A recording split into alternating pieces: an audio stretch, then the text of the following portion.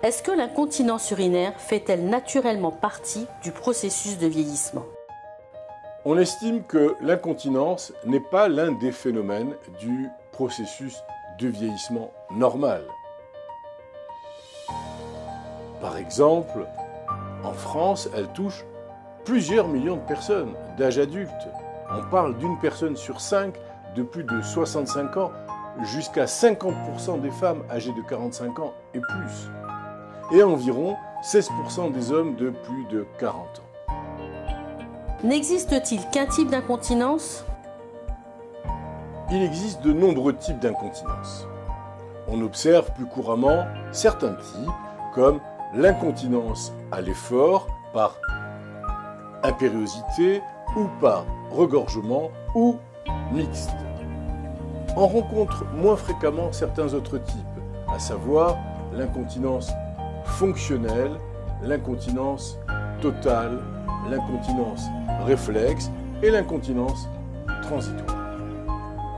Est-ce que l'incontinence est-elle une affaire privée et je ne devrais pas importuner mon médecin à ce sujet? Votre médecin est la personne par excellence à qui vous devriez parler de ce problème d'incontinence.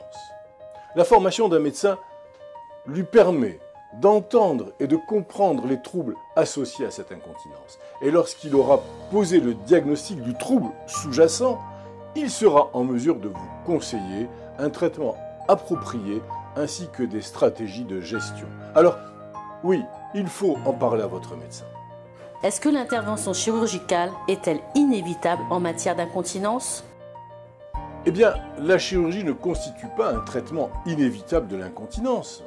Vous pouvez explorer de nombreuses options thérapeutiques avant de choisir, avant d'aboutir à la nécessité d'un acte chirurgical.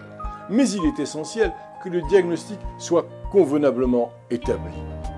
La cause de votre incontinence joue un rôle d'une importance majeure quand il s'agit de déterminer quel type de traitement vous devriez recevoir. Est-ce que l'incontinence est une maladie proprement dite? Eh bien non, l'incontinence est un trouble, non pas une maladie.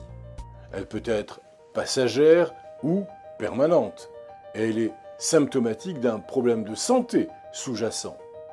Quand le diagnostic formel est posé, vous êtes en mesure de traiter et de gérer efficacement votre incontinence et peut-être même de la guérir.